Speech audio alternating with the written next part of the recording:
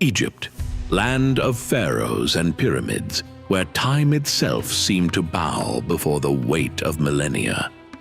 Yet by the mid-4th century BC, this once mighty civilization was a shadow of its former glory, its people yearning for a savior. From the north, a young king, barely out of his teens, swept across the known world, conquering all in his path. Alexander the Great. His eyes were set on the Persian Empire, and Egypt lay directly in his path. But what awaited Alexander in the land of the Nile was not the fierce resistance he expected. Instead, he found a people desperate for liberation, a culture ripe for transformation, and a destiny that would intertwine his name with the very soul of Egypt. Forever.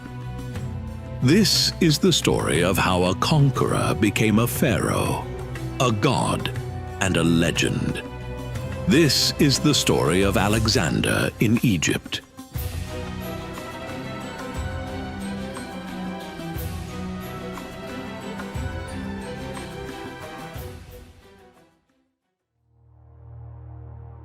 By the mid-4th century BC, Egypt was a land where time seemed to stand still. The ancient pyramids, like the step pyramid of Djoser at Saqqara, had watched over the desert sands for over 2 millennia. The legacies of pharaohs like Nefertiti, Akhenaten, and Tutankhamun were already 1,000 years old, their names whispers on the desert wind. Yet Egypt's glory had faded due to foreign invasions and internal strife, leaving its people yearning for revival. In 332 BC, as the sun bathed the Nile in gold, a young Macedonian king named Alexander appeared. Barely in his 20s, Alexander the Great had already carved a path of conquest across the known world. His eyes were set on the Persian Empire, which spanned from the Aegean Sea to India. In just 2 years, he had crushed Persian power in battles like Issus, defeating King Darius III, and had taken the cities of Tyre and Gaza. As Alexander approached Egypt's borders, anticipation hung in the air. The land was under Persian rule, governed by satraps who had oppressed the Egyptians.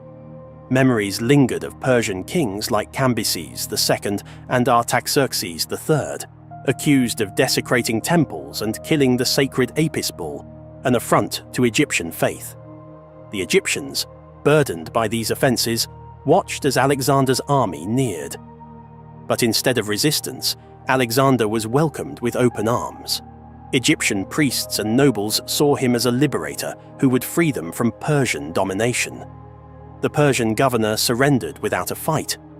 As Alexander entered Memphis, the traditional capital along the Nile, the city erupted in celebration. Amid Memphis's grandeur, with its towering temples and bustling bazaars, Alexander showed wisdom beyond his years. He honored his Macedonian heritage by hosting Greek athletic games and musical contests, filling the air with music and cheers. Yet he also immersed himself in Egyptian culture. Most profoundly, he paid homage to the Apis bull, a sacred animal symbolizing kingship and divinity. In the sanctuaries of Memphis, Alexander approached the priests of Apis. The bull, adorned with divine symbols, embodied Ptah in life and Osiris after death. By sacrificing to Apis, Alexander did more than perform a ritual. He bridged 2 worlds. The Egyptians saw in him a ruler who respected their gods and traditions, a stark contrast to past Persian sacrilege. Word spread along the Nile. The new pharaoh honored the old ways. This gesture resonated deeply with the people. In the Serapeum at Saqqara, where massive granite sarcophagi housed mummified Apis bulls, priests might have whispered prayers of gratitude. Though it's uncertain if Alexander visited these catacombs, his reverence left an indelible mark. As the sun set over the Nile, casting shadows across the temples, Alexander stood at destiny's crossroads. Egypt had embraced him, and he embraced its spirit. He was no longer just a conqueror, he was becoming part of Egypt's eternal story. But his journey was far from over. The whispers of oracles and the allure of divine favour beckoned him further. Greater challenges and revelations awaited. a path that would intertwine his fate with Egypt in unimaginable ways. With the Nile receding behind him, Alexander gazed toward the Mediterranean. An idea took root, a city bearing his name, standing as a beacon of knowledge and culture. On shores where sea met delta, he founded Alexandria. Meticulously planned with wide avenues and grand edifices, the city embodied a fusion of Greek and Egyptian aesthetics. It was to be a hub where scholars and merchants from all corners converged. Yet a deeper calling stirred within Alexander, a yearning to understand his place in the cosmos. Tales reached him of the Oracle of Amun at the Siwa Oasis, a mystical sanctuary deep in the Libyan desert where gods spoke through priests. Undeterred by the treacherous journey, Alexander led a small contingent across unforgiving sands. The desert tested them with scorching days and cold nights, but they pressed on, guided by omens and stars. At last, Siwa's verdant palms emerged like a mirage made real. Upon arrival, priests greeted Alexander with reverence, calling him the son of Amun, a declaration that shook him. Entering the sacred temple, he stood before the god's effigy, the air thick with incense and ancient weight. What transpired remains a mystery, but when he emerged, his countenance had changed. The divine had spoken, affirming his destiny not just as a king, but as a god among men. This revelation was more than personal enlightenment. It was a powerful tool. Proclaimed the son of Amun, whom Greeks identified with Zeus, Alexander's authority now had divine backing. This elevated status resonated in Egypt, where pharaohs were seen as gods on earth. Returning, Alexander's army rested along the Nile's banks. Soldiers mingled with locals, stories were exchanged, cultures intertwined. In spring 331 BC, with the Nile rising, Alexander prepared to depart. His gaze turned eastward toward Persia's remaining might, but Egypt had left its mark on him. Evidence of his impact endured long after. In Thebes, at Luxor Temple, artisans carved his likeness into stone. Within the holiest chambers, Alexander was depicted not as a foreign conqueror, but as a traditional Egyptian pharaoh. Clad in royal regalia, he offered tributes to gods like Amun-Ra, his features immortalized alongside ancient rulers. These images were more than art. They symbolized a new era. Alexander's embrace of Egyptian customs signified a cultural fusion that would shape the region for centuries. Egyptians saw in him a continuation of their divine lineage. Greeks found in Egypt a wellspring of wisdom. As years unfolded, Alexandria flourished beyond imagination. The great library amassed knowledge from across the world, becoming a beacon of learning. The Lighthouse of Pharaohs rose from the harbour, its light guiding sailors, a metaphor for the enlightenment the city offered. But fate is inexorable. At 32, Alexander's life was cut short, his vast empire left without its unifying force. In Egypt, however, his legacy endured.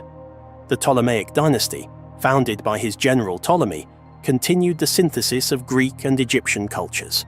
Cleopatra, the last of the Ptolemies, became a symbol of this enduring fusion. His footprints may have faded, but his influence is carved into Egypt's bedrock. The stories, monuments, and cultural tapestry bear witness to when history was forever altered. Alexander the Great became more than a name. He became a legend woven into Egypt's eternal narrative. Nestled near the tranquil Fayum oasis, the Hawara pyramid site stands as a silent testament to a bygone era. To the untrained eye, it appears as little more than a worn mound of earth, its grandeur eroded by time. Yet over 2 millennia ago, this very spot left ancient historians like Herodotus utterly astounded. He described a labyrinth so magnificent and complex that it eclipsed even the famed pyramids of Giza. What secrets did this labyrinth hold to inspire such wonder? Could there be hidden marvels beneath the sands that have eluded modern discovery? In the late 19th century, the intrepid British archaeologist Flinders Petrie sought to unravel this enigma. His excavations led to the unearthing of two colossal seated statues, each hewn from hard quartzite sandstone and standing 18 meters tall, a tangible validation of Herodotus's accounts. But the true revelation lay within the dilapidated pyramid itself. Beneath its crumbling mud brick exterior, Petrie discovered a megalithic core exhibiting craftsmanship of extraordinary precision. Massive stone blocks were fitted so meticulously that not even a blade could slip between them. How did ancient builders, without the benefit of modern technology, achieve such an impeccable fit? Delving deeper, Petrie found that the pyramid's entrance defied convention. Located on the south side rather than the customary north, it led into descending passages flanked by ramps, perhaps designed for the movement of heavy cargo. Massive stone slabs, each weighing approximately 20 tons, functioned as trapdoors to seal off inner chambers. At the heart of the pyramid lay a central chamber carved from a single block of quartzite sandstone, weighing over 110 tons. Within rested a sarcophagus, devoid of any inscriptions or hieroglyphs, a curious anomaly for a royal tomb. Instead, Petrie found charred bones and remnants of burnt diorite. What events transpired here to warrant such elaborate construction and yet leave so few clues?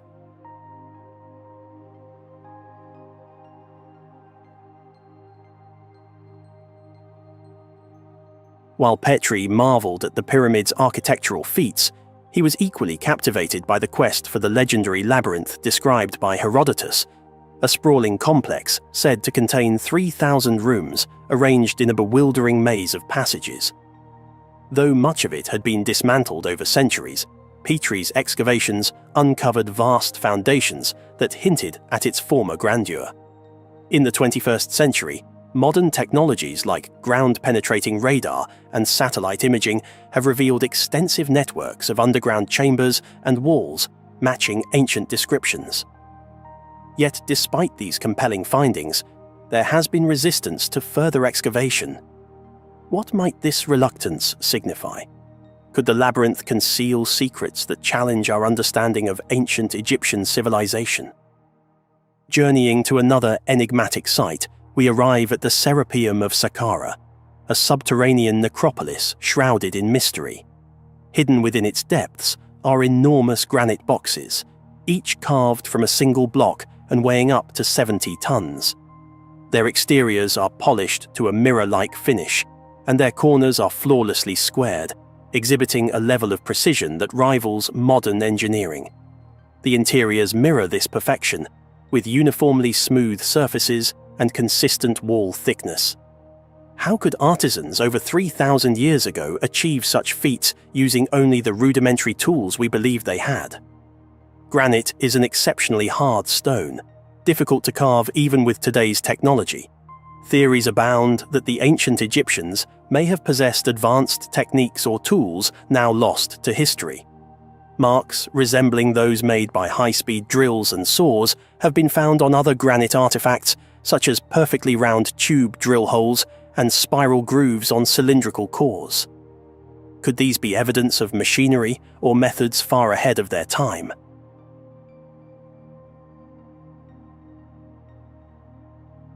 Transporting and positioning these colossal boxes within the narrow, winding tunnels of the Serapeum presents another conundrum. The lack of soot or torch marks suggests that these dark corridors were illuminated by means other than open flame. How did they move and place such massive objects with such precision in confined spaces, and what lighting methods did they employ?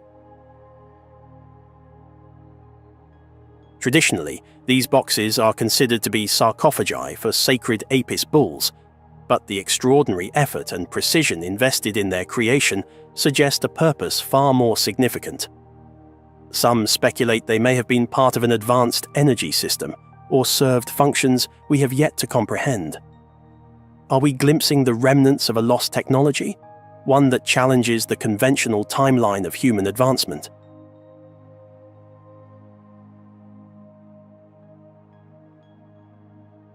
Just a stone's throw from the bustling streets of Cairo, 5 miles southwest of Giza, lies the lesser-known necropolis of Zawayet el-Aryan, a site that might hold the key to these enduring mysteries.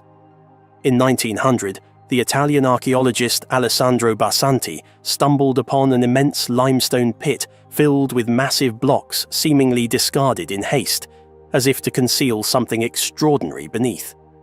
At the bottom of this 21-metre-deep pit, he discovered interlocking pink granite blocks and an oval-shaped granite vat, meticulously carved and polished to perfection. Sealed with layers of lime and clay, the vat contained only a thin black residue along its walls when opened. What was the purpose of this enigmatic vessel, and why was it so carefully hidden? Barsanti was convinced he was on the brink of uncovering a subterranean complex of immense significance. However, his excavations were repeatedly thwarted, first by lack of funding and later by governmental restrictions.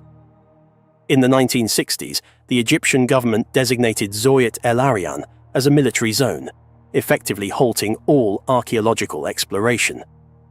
Why was access to such a potentially significant site suddenly revoked? What could be buried beneath that necessitates such secrecy? Some researchers have proposed a radical theory connecting Zawayet el-Aryan to the Great Pyramid of Giza. The Great Pyramid, long thought to be a tomb for Pharaoh Khufu, lacks many of the typical features of a burial site. No mummies, treasures, or elaborate inscriptions have been found within.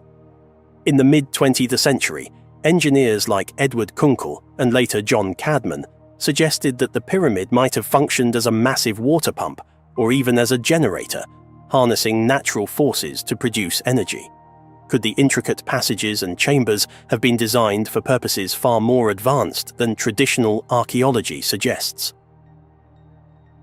If the Great Pyramid was indeed part of an ancient energy network, the structures at Zawayet el-Aryan might have played a complementary role. The precision-engineered granite vat and the complex subterranean design could have been integral components of a sophisticated system capable of generating and transmitting energy.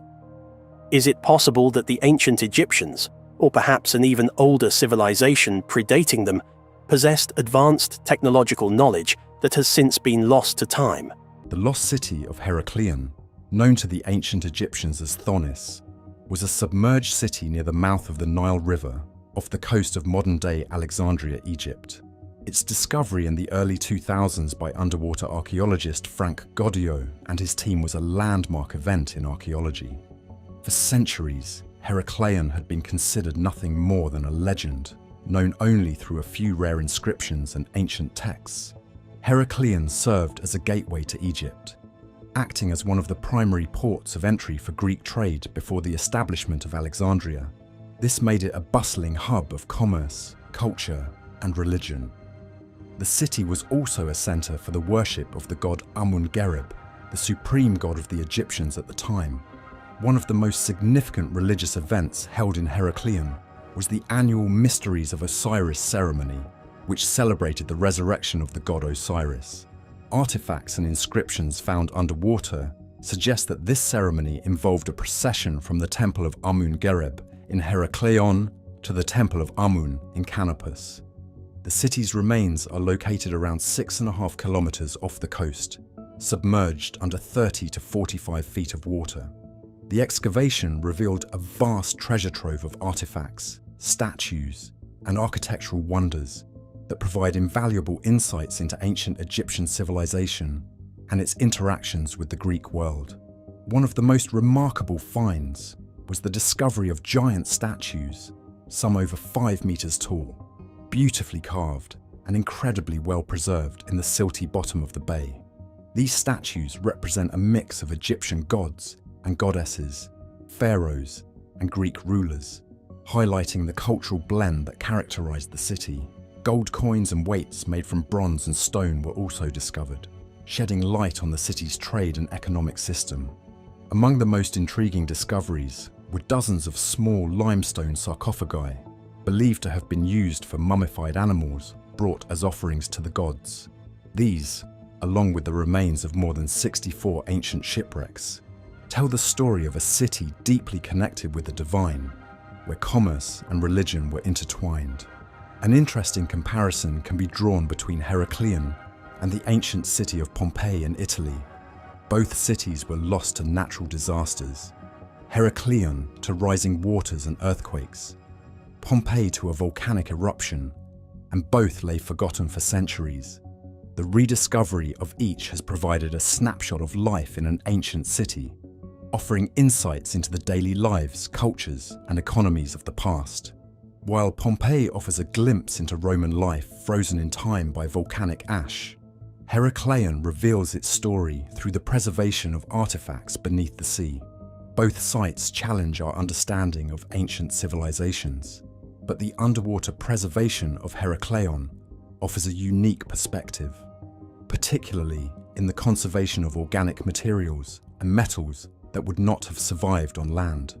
The discovery and ongoing excavation of Heracleion challenge our perceptions of ancient history, providing evidence of the interconnectedness of ancient civilizations through trade, religion, and culture.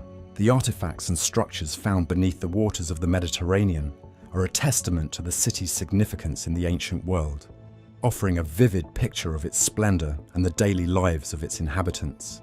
Cleopatra's palace in Alexandria, submerged beneath the waters of the eastern harbor near the modern city, is a site of immense archaeological and historical significance. This palace, part of the larger royal quarter of ancient Alexandria, was a center of political power, cultural achievement, and architectural grandeur during the reign of Cleopatra VII, the last active ruler of the Ptolemaic Kingdom of Egypt. The discovery of the palace's ruins underwater has captivated historians, archaeologists, and the public alike, offering a unique glimpse into the life of one of history's most enigmatic figures and the period she lived in. The underwater explorations have revealed a wealth of artifacts, including statues, coins, jewelry, and everyday objects that paint a vivid picture of life in Cleopatra's Alexandria. Among the most significant finds are the magnificent statues. Divers have uncovered numerous statues believed to have adorned the palace and the surrounding city. These include representations of Egyptian deities, members of the Ptolemaic dynasty, and possibly Cleopatra herself, although identifying specific individuals can be challenging. The layout of the submerged buildings, including what are thought to be the palace's living quarters, ceremonial areas, and perhaps even the famous Pharos Lighthouse, provides insight into the architectural styles and urban planning of the time. Items ranging from pottery and glassware to coins and personal ornaments have been found, illustrating both the domestic life within the palace and the broader economic and social systems of Alexandria. Alexandria under Cleopatra was a cosmopolitan hub of trade, culture, and learning. The city housed the Great Library, a beacon of knowledge attracting scholars from across the ancient world. Cleopatra's reign marked the zenith of Alexandria's development as a center of Hellenistic culture, blending Egyptian traditions with Greek and Roman influences. The discovery of the palace underwater underscores Alexandria's importance as a cultural and political capital. An interesting parallel can be drawn between Cleopatra's palace in Alexandria and the sunken Roman city of Baiae in the Bay of Naples. Like Alexandria, Baiae was renowned for its opulent buildings, including villas, temples, and baths, many of which belonged to the wealthiest and most powerful figures of the Roman world. Both sites were lost to the sea due to natural disasters, Baiae to volcanic activity, and Alexandria to earthquakes and rising sea levels. The comparison highlights how both cities were centers of luxury and political power, reflecting the wealth and architectural taste of their respective civilizations. However, while Baiae offers insight into Roman elite leisure and architectural innovation, Cleopatra's palace in Alexandria provides a window into the last days of the Egyptian pharaohs and the Ptolemaic dynasty's efforts to blend Egyptian and Hellenistic cultures. The port of Alexandria, established by Alexander the Great in 331 BC, quickly became one of the world's most significant trade hubs and a beacon of cultural and intellectual achievement. Situated on the Mediterranean coast of Egypt, it connected trade routes from Europe, Asia, and Africa, making it a melting pot of cultures, ideas, and goods. The port's strategic and economic significance was unmatched in the ancient world, serving as the primary entry point for grain shipments from Egypt to Rome, a critical factor in Rome's imperial stability. One of the port's most iconic landmarks was the Pharos Lighthouse, one of the 7 wonders of the ancient world. Standing on the island of Pharos, it guided ships into the harbour with its towering light. Constructed in the 3rd century BC, it exemplified ancient engineering marvels and symbolised Alexandria's prosperity. Although not directly part of the port, the Great Library of Alexandria was emblematic of the intellectual vibrancy that the city's wealth and connectivity facilitated. It attracted scholars, scientists, and philosophers from across the ancient world. The royal quarters and palaces around the port included magnificent structures and the Museion, a shrine of the Muses, which housed the famous library. These buildings reflected the city's status as a centre of Hellenistic culture and power. Underwater archaeology has uncovered a wealth of artifacts from the port, including ancient shipwrecks, pottery, and everyday items, offering insights into ancient maritime practices and the diverse goods that flowed through the city. The port of Alexandria was crucial in the ancient economy, facilitating the trade of commodities such as grain, papyrus, glass, and precious metals. Its storied docks and warehouses bustled with merchants and goods from all corners of the Mediterranean and beyond, reflecting a highly organised trade network. The city's prosperity was closely tied to its port's efficiency and its ability to serve as a cultural and economic bridge between different worlds. Drawing a comparison, the port of Alexandria and the ancient Roman port of Ostia were both foundational to the economies of their respective empires, serving as vital nodes in the Mediterranean trade network. Ostia, at the mouth of the river Tiber, was the primary sea gateway for the Roman Empire, much like Alexandria was for Egypt. Each port was a focal point of economic activity and cultural exchange, reflecting the cosmopolitan nature of ancient Mediterranean life. However, while Ostia primarily served Rome and was critical for importing grain to feed the capital's population, Alexandria had a more global significance, connecting multiple continents. The discovery of exotic goods and the remains of diverse ships in Alexandria underscores its broader reach in the ancient trading world compared to Ostia, which, though significant, had a more centralized role within the Roman state.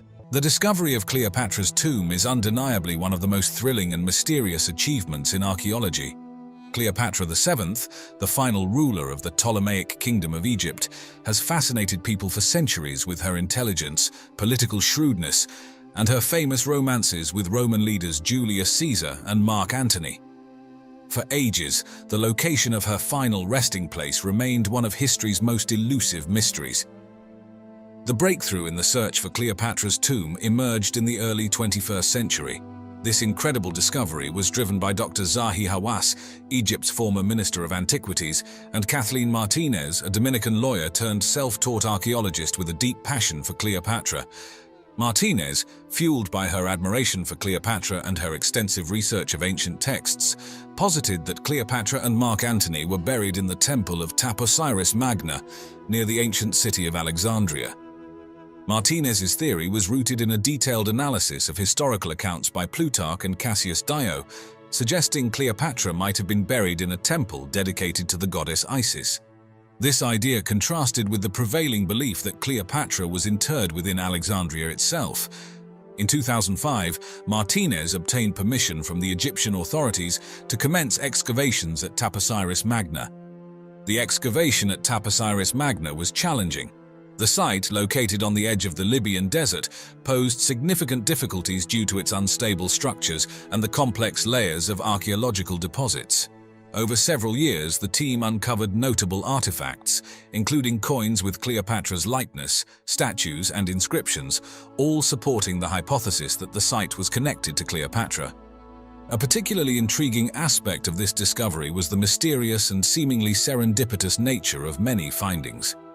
key discoveries often coincided with unusual weather events like sudden sandstorms and unexpected rains, almost as if guiding the archaeologists to crucial areas. Some team members reported vivid dreams and visions of ancient rituals, which they interpreted as spiritual guidance. An especially fascinating discovery was a large, unfinished tunnel beneath the temple, leading to a series of chambers. This tunnel, carved with precise craftsmanship, suggested that the burial complex was intended for someone of extraordinary significance, possibly Cleopatra herself. Inside these chambers, the team found a hidden room containing a collection of golden artifacts and inscriptions referring to a Queen of Kings, a title often linked to Cleopatra. The initial announcement of the discovery of Cleopatra's tomb attracted immense media attention and widespread public interest. Press conferences were held, documentaries were produced, and the artifacts were meticulously catalogued and preserved.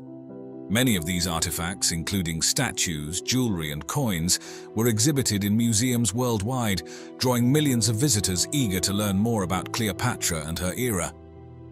Following the discovery, Osiris Magna became a focal point for ongoing archaeological research.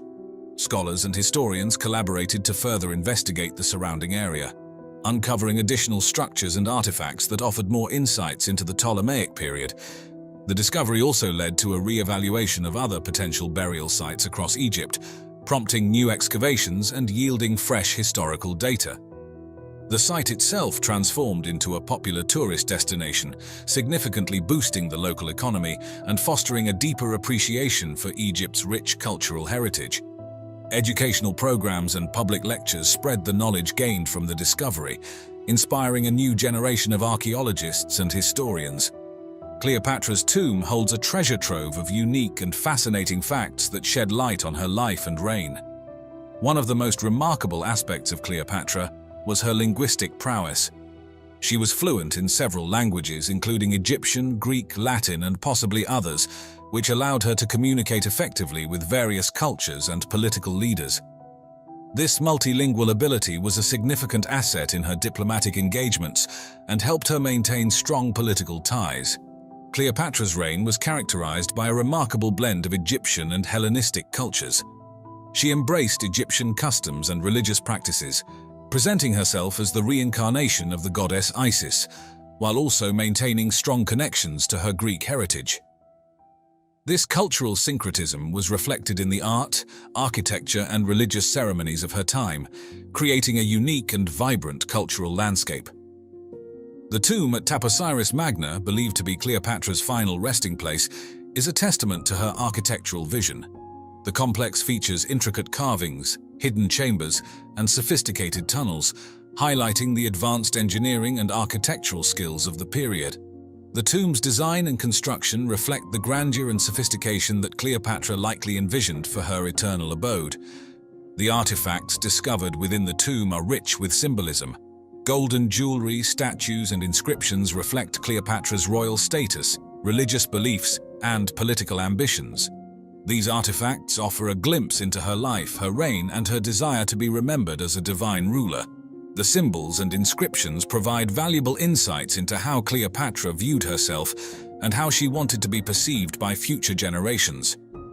The discovery of hidden chambers and tunnels within the tomb complex suggests that Cleopatra may have taken great care to ensure the security and sanctity of her final resting place.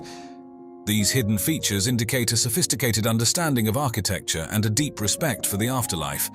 The hidden chambers and tunnels add an element of mystery and intrigue to the tomb, highlighting the lengths to which Cleopatra went to protect her legacy. The tomb complex at Osiris Magna is extensive, featuring a series of interconnected chambers and tunnels. The main burial chamber, believed to be the final resting place of Cleopatra, is adorned with intricate carvings and decorated with golden artifacts. The size of the tomb and its elaborate design indicate that it was intended for a person of significant importance, supporting the theory that it belongs to Cleopatra. Among the artifacts discovered were numerous statues, some depicting Cleopatra herself, others representing Egyptian gods and goddesses. The team also found a wealth of golden jewelry, including necklaces, bracelets, and rings, many of which are inscribed with hieroglyphs and symbols associated with royalty and divinity.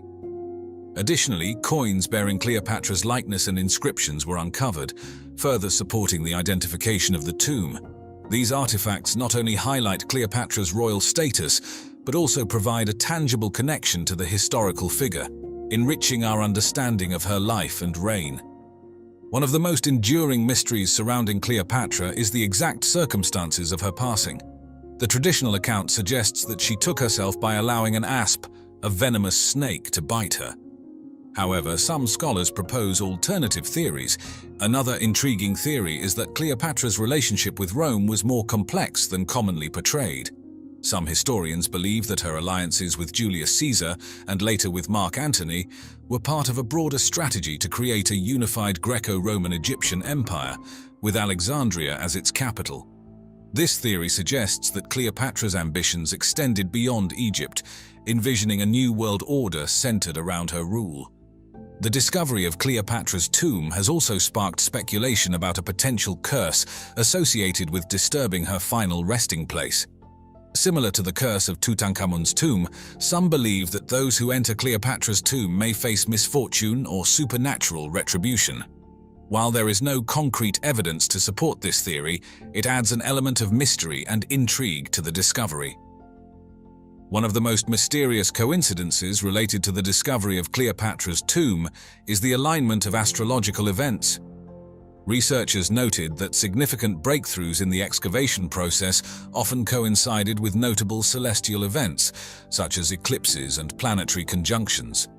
Some believe that these alignments were not mere coincidences, but rather signs of divine intervention or ancient knowledge encoded in the tomb's design. Several members of the excavation team reported experiencing intuitive insights and inexplicable hunches that guided their efforts. These insights often led to significant discoveries, such as the location of hidden chambers or the interpretation of cryptic inscriptions. While these experiences cannot be scientifically explained, they add a layer of mystery to the discovery process. Cleopatra's legacy also includes her efforts to position herself as a divine ruler. She was closely associated with the goddess Isis and often depicted herself as the goddess's earthly embodiment. This association was part of her strategy to legitimize her rule and strengthen her connection with the Egyptian people.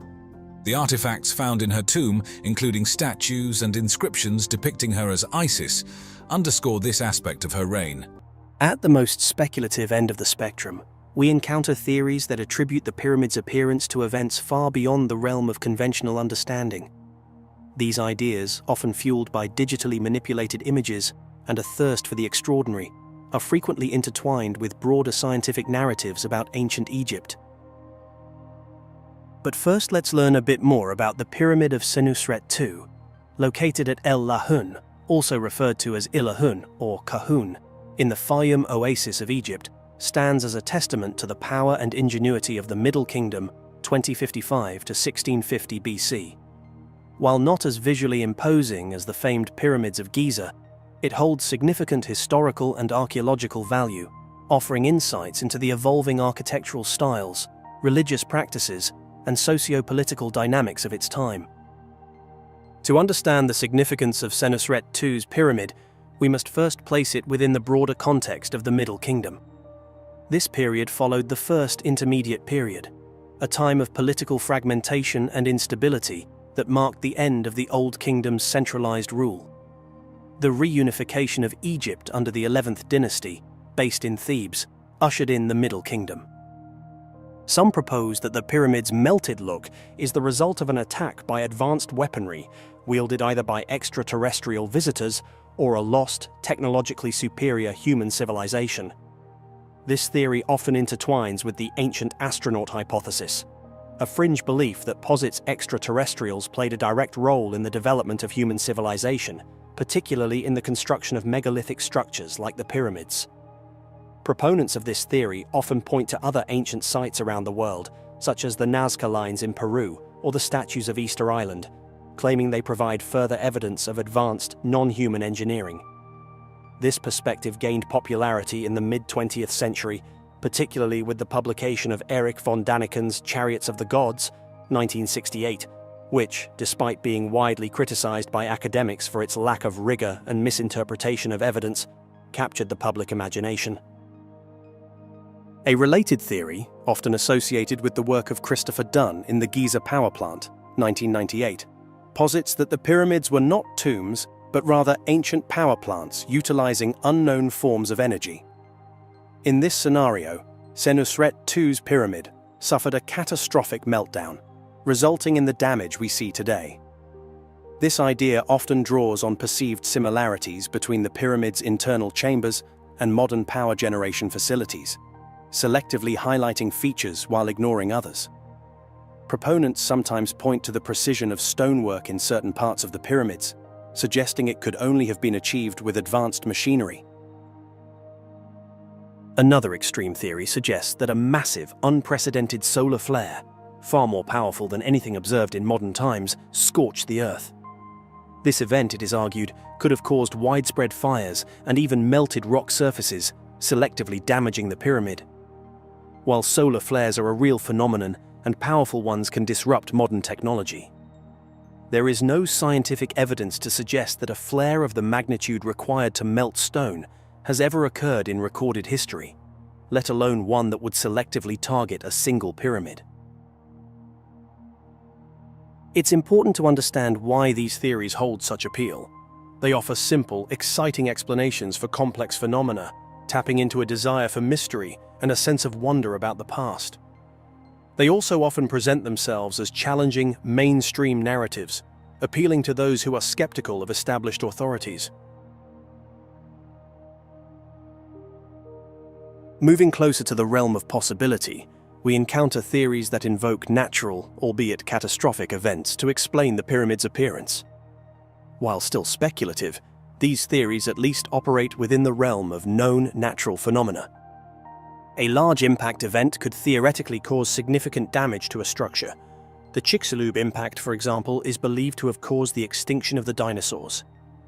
However, any impact large enough to affect Senusret II's pyramid would have left unmistakable geological evidence, a substantial crater, an ejector field containing material from the impact, and potentially even evidence of tsunamis or widespread fires if the impact occurred near a body of water. The absence of any such geological markers in the vicinity of El Lahun, or indeed anywhere in Egypt dating to the relevant period, casts serious doubt on this theory.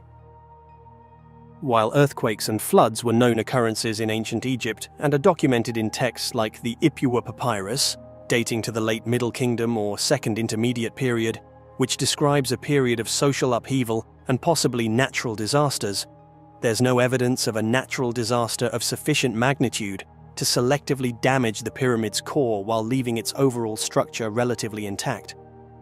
Furthermore, geological records in the region do not support the occurrence of such a catastrophic event during the relevant time period.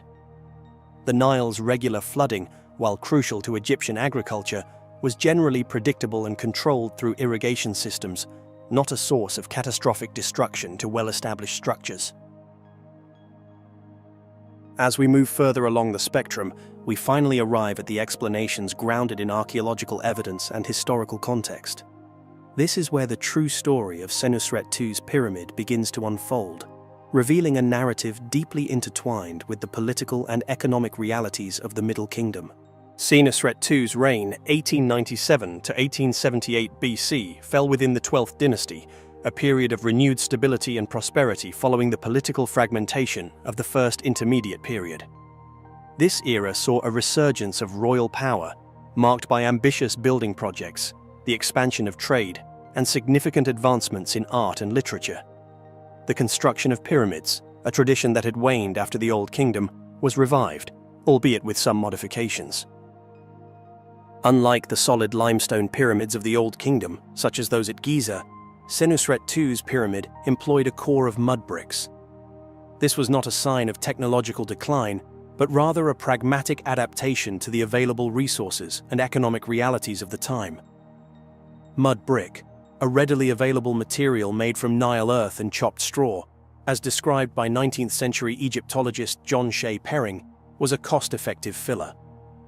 This core was ingeniously built upon a natural limestone mound, further reinforced by a network of large limestone cross walls radiating outwards, providing structural integrity while minimizing the need for expensive quarried stone.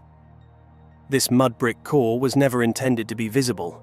The entire pyramid was originally encased in fine Tura limestone, presenting a smooth, gleaming surface that would have rivaled the grandeur of its Old Kingdom predecessors.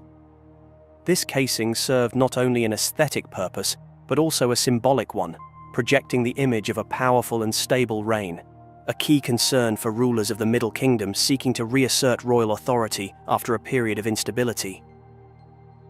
In the 19th dynasty, some 600 years after Senusret II's reign, Ramesses the Great, a pharaoh known for his extensive building program and penchant for repurposing older monuments, as evidenced by his additions to the temples at Karnak and Luxor, stripped the pyramid of its valuable limestone casing. This act, meticulously documented by Flinders Petrie in his excavations at el-Lahoun, was not an act of vandalism, but rather a practical decision driven by the need for readily available building materials for Ramesses' own ambitious projects. Over the next 3,000 years, the exposed mud bricks were subjected to the relentless forces of nature. Wind, rain, and the intense desert sun, combined with the occasional human interference, such as the removal of mud bricks for fertilizer by local farmers, a practice documented in the 19th and 20th centuries, gradually eroded the core, leading to the dark, weathered, and seemingly melted appearance we observe today. A desolate landscape stretches before us, a mere 185 kilometers northeast of the iconic pyramids of Giza. Here lies Tanis, a city shrouded in mystery, once a place of immense power and sacred significance. The ancient Egyptians called it Janet, the city of the sun, a holy site dedicated to Amun-Ra, the god of the sun and creation. This is what met the eyes of the first explorers in 1878, a scene of utter devastation. The soil, barren and unforgiving, supports little life save for a few resilient thorny bushes. Priceless statues bear the scars of intense heat. Gigantic stone pillars lie smashed and broken, like forgotten toys of giants. Was this city cursed, struck down by the wrath of gods, or was it simply abandoned to the ravages of time? Let's rewind the clock. Tanis, known as Janet, Zoan in the Old Testament, and today as San el-Hagar, is a name whispered throughout history. Egyptologists generally agree it rose to prominence during the 21st dynasty, between 1069 and 945 BC, supplanting Thebes as Egypt's capital. But the narrative is far more complex. The discovery of massive Old Kingdom statues and artifacts within its ruins hints at a far more ancient origin, lost in the mists of time. Imagine a city dominated by an enormous temple complex dedicated to Amun-Ra, a royal palace. Bustling residential areas, all built with colossal granite pillars. These weren't just any stones. We're talking about 20 to 30-ton monoliths, painstakingly quarried, carved, and transported over 1,000 kilometers from Aswan in southern Egypt. Even with today's technology, this would be a monumental undertaking. Tanis was no vulnerable settlement. Fortifications, including massive walls and gates, were erected to defend against invaders. Picture walls, 70 feet thick, soaring 50 feet high, constructed from over 20 million mud bricks, each one potentially adorned with hieroglyphs and reliefs, a testament to the city's grandeur. Sadly, only fragments of these walls remain, eroded by millennia of wind and sand. Beyond its spiritual and political importance, Tanis has yielded some truly staggering megalithic artifacts. Our understanding of this city partially stems from Napoleon Bonaparte's 1798 expedition. He claimed 2 pink granite sphinxes, now housed in the Louvre, silent witnesses to Tanis's past. Countless other massive granite statues and artifacts have been unearthed, gracing museums worldwide, while others remain in Tanis, now an open-air museum. But perhaps the most mind-boggling discovery is a colossal foot, unearthed by the renowned Flinders Petrie in the late 1800s. Based on his meticulous scalings and comparisons to other colossi, Petrie estimated the original statue to have stood a staggering 100 feet tall. This is double the height of the colossi of Memnon. How did a civilization using seemingly primitive tools, copper chisels and wooden rollers, carve, transport, and erect a statue weighing an estimated 1,500 tons? It's a feat comparable to building the Statue of Liberty. The mind reels at the sheer scale of this undertaking. In 1939, French Egyptologist Pierre Montet made a discovery that should have rivaled Howard Carter's find in the Valley of the Kings. He uncovered the royal tomb complex at Tanis, containing 3 intact burial chambers. The treasures within were breathtaking: golden masks, bracelets, tableware, necklaces, and ornate sarcophagi, all crafted with exquisite artistry. Had it not been for the outbreak of World War II, these treasures would undoubtedly be as famous as Tutankhamun's. Even today, Montet's discoveries at Tanis are relatively unknown, overshadowed by the more publicized finds. The exact cause of Tanis's decline remains a puzzle. The conventional narrative, favored by many Egyptologists, points to a shift in political power, with cities like Sais and eventually Alexandria rising to prominence. The changing course of the Nile is another factor. As the river shifted, it likely caused flooding and erosion, rendering the area less habitable. However, let's delve deeper. If the city was simply abandoned, wouldn't the inhabitants have taken their valuables? Why leave behind hordes of treasure? The photographs from the initial rediscovery of Tanis reveal a scene of almost biblical destruction. And perhaps there's a reason for that. Remember, Tanis is the biblical zone. In Ezekiel 30:14, the prophet foretells its doom. "I will lay waste to Upper Egypt, set fire to Zoan, and inflict punishment on Thebes." Could this be a clue? Egypt's fertile lands and strategic location have made it a battleground for millennia. Alexander the Great, the Sasanian Persians, and the Crusaders all marched through this region, leaving their mark. Could fierce battles have contributed to Tanis's destruction? Earthquakes too have plagued Egypt throughout history. While they could explain some of the damage, they don't account for the scorch marks found on many artifacts. Look closely at this statue. The right side of its face shows clear signs of intense heat.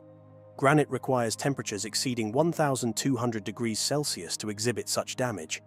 Was this divine retribution, a lightning strike, a meteor airburst, or the result of a more earthly weapon? One intriguing possibility is Greek fire, a devastating incendiary weapon used by the Eastern Roman Empire from around 672 AD. This terrifying concoction, likely a mixture of naphtha and quicklime, could ignite upon contact with water and was projected from flame-throwing devices. Could Greek fire have been used to raise Tanis? While primarily a naval weapon, it's conceivable that Greek fire, or a similar incendiary technology, could have been adapted for land-based warfare. The destruction at Tanis, particularly the scorched stone that requires temperatures exceeding 1,200 degrees Celsius to achieve, aligns with the potential destructive power of such a weapon. While the spectre of Greek fire is certainly captivating, there's another, perhaps more grounded explanation for the intense fire damage at Tanis. We must remember that Tanis was a major religious and administrative center for centuries. It's conceivable that large-scale industrial or ritualistic activities involving intense, sustained heat took place within the city. It's important to note that this explanation doesn't necessarily contradict the others. A natural disaster, a battle, or even an attack using incendiary weapons could have triggered the initial blaze, which then escalated due to the presence of industrial or ritualistic activities, or simply because of the abundance of flammable materials within the city. This scenario, while perhaps less dramatic than divine wrath or ancient superweapons, is firmly rooted in the realities of daily life in an ancient city. It reminds us that even seemingly mundane activities, when combined with unfortunate circumstances, can have a profound and lasting impact on the historical record. The fire marks at Tanis, therefore, could be a testament not to a single catastrophic event, but to the complex interplay of human activity and the ever-present threat of fire in a world before modern fire prevention and suppression techniques. So, the sands of Tanis hold their secrets still. Was this once great city ravaged by the wrath of gods, as the ancient texts suggest? The story of Tanis is a reminder that the past is never truly gone. It lingers, buried beneath the sands, waiting to be rediscovered, reinterpreted, and perhaps to teach us lessons that resonate even in our own time.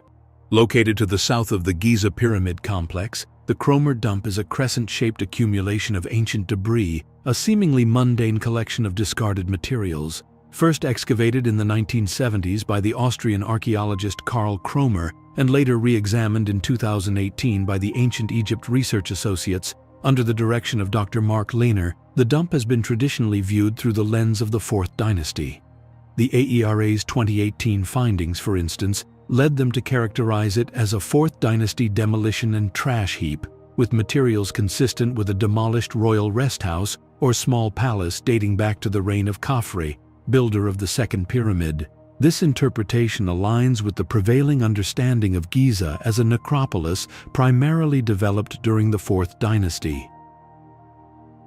However, Kromer's original findings, meticulously detailed in his extensive 1978 publication, Settlement Finds from the Early Old Kingdom in Giza, Austrian Excavations 1971 to 1975, paint a far more nuanced and intriguing picture. While acknowledging the undeniable presence of Fourth Dynasty materials, Kromer also identified a significant number of artifacts that he dated to the First, Second, and Third Dynasties of the early dynastic period. Even more provocatively, he believed some artifacts even hinted at pre-dynastic activity on the plateau, predating the unification of Egypt under Narmer, also known as Menes.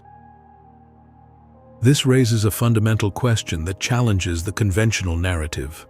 Was the Kromer dump merely a convenient disposal site for the Fourth Dynasty builders, or was it a repository for materials from a much older settlement, a vibrant community that thrived on the Giza plateau long before the pyramids were conceived? In his 1972 preliminary report, Kromer put forward a bold and, at the time, radical hypothesis. Based on his initial findings, he proposed that an extensive settlement existed on the site of the Giza plateau, flourishing from the First Dynasty through to the Third Dynasty. He postulated that at the beginning of the Fourth Dynasty, this settlement was deliberately demolished to make way for the construction of the royal necropolis, a grand project that would forever transform the landscape. This interpretation directly challenges the long-held view of Giza as a relatively vacant landscape before the Fourth Dynasty, suggesting instead that it was a site of significant human activity for centuries prior. If Kromer's hypothesis is correct, it would necessitate a fundamental reassessment of Giza's early history and the motivations behind the choice of this location for the royal cemetery.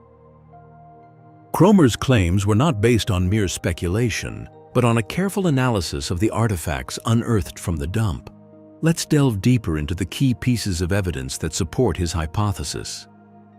Pottery, a ubiquitous find in archaeological contexts, often serves as a crucial indicator of chronology and cultural affiliation. Kromer identified numerous pottery shards within the dump that exhibited decorative scratch marks, reminiscent of styles associated with both the pre-dynastic Naqada II culture, 3500 to 3200 BCE, and the early dynastic cultures of Lower Egypt. The presence of these distinct pottery styles suggests that the Giza settlement may have had connections to, or was even inhabited by people from these earlier periods. Perhaps the most compelling and chronologically significant evidence comes from the clay ceilings found within the dump. Clay ceilings were used in ancient Egypt to secure containers, doors, and documents, often bearing impressions of cylinder seals or stamps that identified the owner, official, or institution responsible. Kromer discovered several clay ceilings depicting animal figures, hieroglyphic symbols, and geometric patterns. Based on stylistic comparisons with ceilings from other sites, he confidently dated a number of these ceilings to the Thinite period, a term used to describe the early dynastic period, dynasties 1 and 2, when the city of Thinis, near Abydos, served as the capital. In addition to pottery and ceilings, Kromer also uncovered a variety of stone tools, including fishing hooks, blades, and triangular scrapers. While these types of tools are not always definitively datable, as their forms can persist for long periods, their presence is consistent with pre-dynastic and early dynastic technologies. Their context within the dump, alongside the pottery and ceilings, strengthens the possibility of their earlier origins. Furthermore, the discovery of faience tiles within the dump adds another layer to the argument. Faience, a glazed ceramic material, was often used in royal and elite contexts. Kromer noted the similarity of these tiles to those found in the southern tomb of Djoser, the first pyramid builder of the Third Dynasty, located at Saqqara. This similarity suggests that structures of some significance, possibly even royal or administrative buildings, may have existed at Giza prior to the Fourth Dynasty. One of the most intriguing and debated finds from the Kromer dump is a small 3.6 centimeter long mud statuette of a sphinx. Unearthed in Trench F, alongside the crucial early dynastic clay ceilings, this object, according to Kromer, could potentially be the oldest sphinx statuette ever discovered in Egypt. However, it deviates significantly from the standard iconography of later sphinx representations, sparking considerable debate about its date and meaning. The statuette's most striking feature is its lack of the iconic pharaonic Nemes headdress, the striped headcloth worn by royalty. Instead, it sports a meticulously detailed hairstyle with individual curls arranged in concentric circles. This unusual feature immediately sets it apart from the vast majority of known Sphinx statues, which almost invariably depict the royal headdress. Kromer, who firmly believed that the Great Sphinx of Giza was a creation of Khafre, tentatively dated the statuette to the same Fourth Dynasty reign. However, he acknowledged the stylistic peculiarities. The absence of the royal headdress, the crudeness of the carving, although the hair is remarkably detailed, and the unusual posture of the lion's body all raise questions about this attribution. The presence of pre-dynastic pottery at various locations on the Giza Plateau provides a crucial link to the earlier cultures that inhabited the region before the rise of the unified Egyptian state. The Ma'adi culture, a significant pre-dynastic culture that flourished in Lower Egypt from around 4000 to 3200 BCE, is of particular interest. Archaeological evidence, primarily in the form of pottery, confirms that the Ma'adi people had a presence at Giza. While the extent and nature of their occupation remain largely unknown, the Kromer dump, with its potentially pre-dynastic artifacts, offers a tantalizing glimpse into this earlier period. It raises the possibility that Giza was not merely a vacant landscape chosen for its strategic location by the Fourth Dynasty kings, but rather a site with a long and complex history, a place that may have held significance for the Ma'adi people and their predecessors. Amelino, a former theologian turned Egyptologist, was a figure shrouded in controversy. His methods were often criticized as rushed and lacking the meticulousness required for such a sensitive site. He arrived at el-Ga'ab with a preconceived notion, fueled by local traditions and a fervent belief in the historical reality of Egyptian myths. Locals, it was known, visited the site on Good Friday, collecting small artifacts they called playthings for their children. This, coupled with the site's obvious antiquity, led Amelino to believe he was on the verge of a monumental discovery. On New Year's Day 1898, Amelino declared he had found the tomb of Osiris, the god of the afterlife, resurrection, and the underworld. His evidence? A tomb complex filled with artifacts relating to Osiris, including a striking black basalt sculpture depicting the god lying in state, seemingly mummified and wearing the white crown of Upper Egypt. Amelino's team, in their haste, cleared the tomb in a mere 12 days, discarding countless artifacts deemed incomplete or unworthy. This act of archaeological negligence would later be lamented by his successors.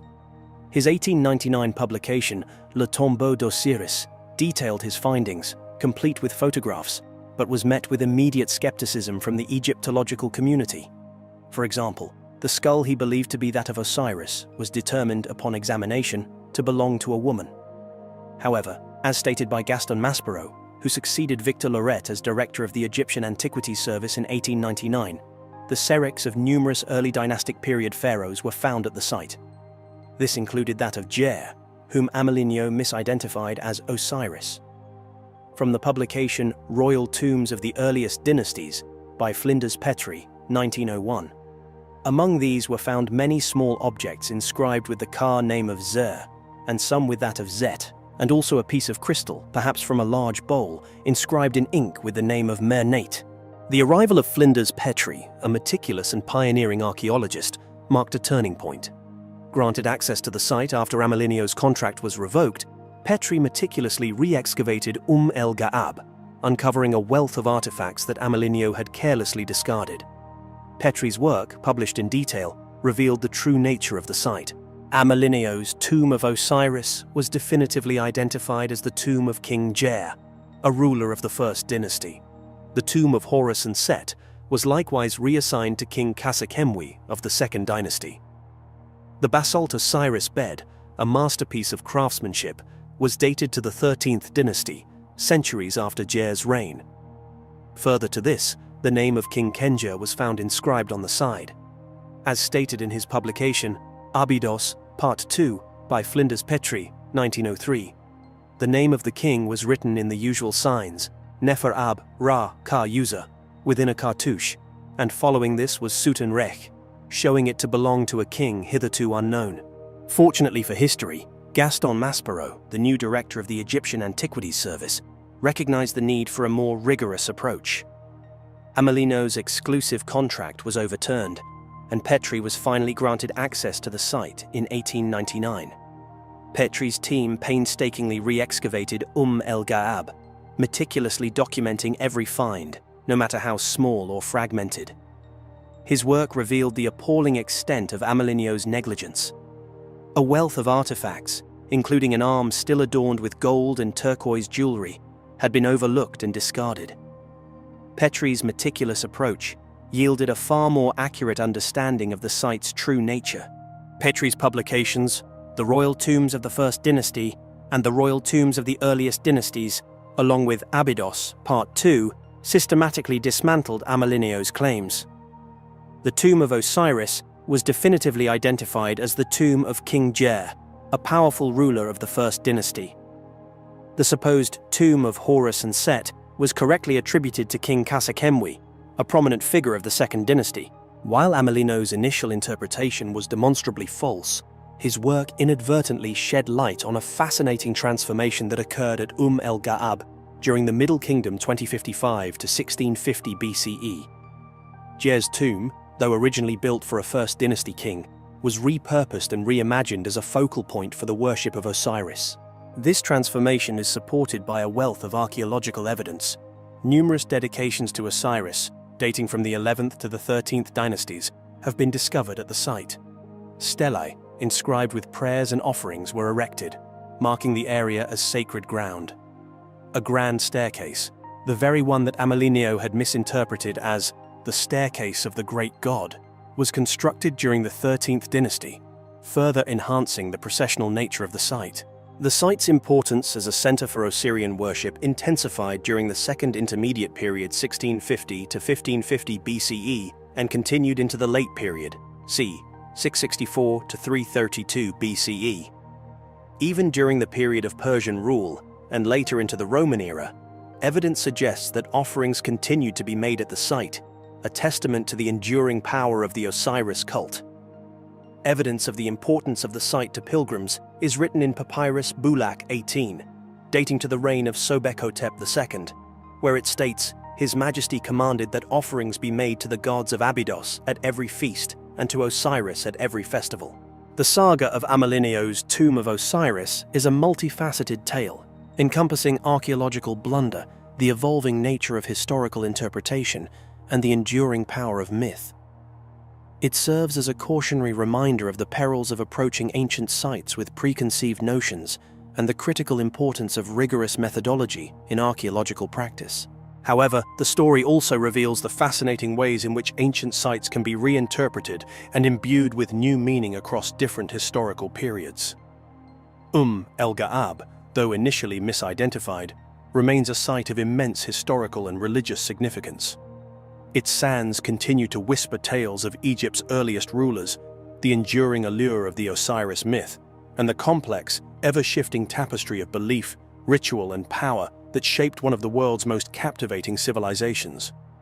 The Mother of Pots continues to yield its secrets, reminding us that the past is not a static entity, but a constantly evolving narrative, shaped by both the tangible remnants of antiquity and the interpretations we impose upon them. The artifacts and inscriptions recovered from beneath the waters tell tales of this grand city. located about 6.5 kilometers off the coast, submerged under 30 to 45 feet of water, the ruins of Heracleion have yielded an astonishing array of artifacts. Giant statues towering over 5 meters high, beautifully carved and remarkably preserved in the silty seabed, depict Egyptian gods and goddesses alongside pharaohs and Greek rulers, a testament to the cultural melting pot that was Heracleion. They came to Egypt and established religion by building primeval mounds up and down the Nile Valley. Alongside these, gold coins and bronze and stone weights unearthed from the site offer glimpses into the trade networks and economic systems that underpinned the city's prosperity. Adding to the intrigue, archaeologists found dozens of small limestone sarcophagi, likely used for mummified animals brought as offerings, and the remains of over 64 ancient shipwrecks. These discoveries weave a narrative of a city where commerce and devotion to the gods were deeply entwined, a place of profound spiritual significance. Drawing parallels between Heracleion and the ancient city of Pompeii in Italy presents an interesting perspective on how natural disasters can both destroy and preserve. While Pompeii was buried in volcanic ash, Heracleion succumbed to rising waters and earthquakes. Yet both cities lay forgotten for centuries, their rediscoveries providing snapshots of ancient life. Pompeii offers a view of Roman life captured in ash, whereas Heracleion's story is told through artifacts preserved under the sea, offering unique insights into ancient Egyptian civilization. The ongoing exploration of Heracleion challenges our understanding of ancient history, shedding light on the interconnectedness of ancient civilizations. The city's artifacts and structures, now emerging from the depths, serve as a potent reminder of the fleeting nature of human achievements and the intricate tapestry of human history.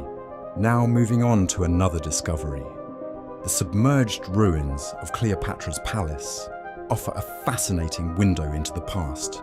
This palace, once a bustling centre of political and cultural activity, was home to Cleopatra VII, the last pharaoh of Egypt, known for her intelligence, political acumen, and captivating presence.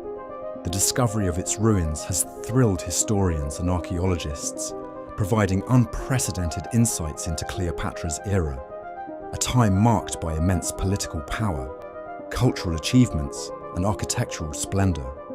The underwater excavations at this site have been nothing short of a treasure trove, unearthing a wealth of artifacts that tell the story of life in ancient Alexandria.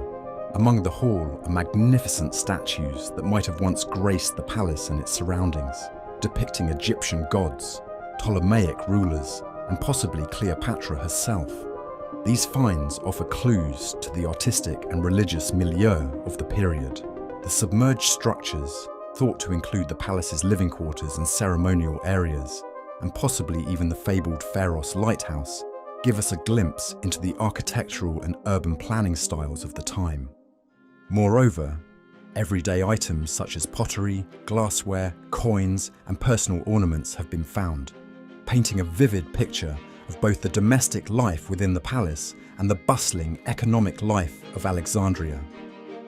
Cleopatra's Alexandria was a cosmopolitan beacon of trade, culture, and learning, hosting the Great Library and attracting scholars from across the ancient world. Cleopatra's reign represented the peak of Alexandria's development as a hub of Hellenistic culture, merging Egyptian traditions with those of Greece and Rome. The underwater discovery of the palace highlights Alexandria's significance in the ancient Mediterranean world. Drawing parallels with the sunken Roman city of Baiae in the Bay of Naples, both Cleopatra's palace and Baiae were epitomes of luxury and political clout of their times, reflecting the architectural tastes and wealth of their civilizations. While Baiae reveals much about Roman elite leisure and architectural innovation, the underwater ruins of Cleopatra's palace open a portal to the end of the Egyptian pharaoh's era, and the attempts by the Ptolemaic dynasty to synthesize Egyptian and Hellenistic cultures. The exploration of Cleopatra's palace continues to enrich our understanding of ancient Alexandria's pivotal role in the Mediterranean. It also offers a deeper look into the life and times of one of history's most enigmatic figures, Cleopatra VII, and the lavish lifestyle she led. The ruins serve as a poignant reminder of Alexandria's former glory and the fleeting nature of human achievements, standing as a testament to the transformative power of nature over history. Founded by Alexander the Great in 331 BC, the port of Alexandria quickly ascended to become one of the ancient world's most crucial trade hubs, buzzing with the exchange of goods, ideas, and cultures. Its prime location on the Mediterranean coast of Egypt established it as a pivotal connector of trade routes from Europe, Asia, and Africa, transforming it into a melting pot of global significance. The strategic and economic importance of the port was unparalleled, primarily serving as the vital conduit for Egypt's grain shipments to Rome, which was essential for the empire's stability. Among the marvels that made Alexandria famous was the Pharos Lighthouse, one of the 7 wonders of the ancient world. Positioned on the island of Pharos, this engineering masterpiece not only guided ships safely into the harbour with its formidable light, but also symbolized the city's affluence and ingenuity.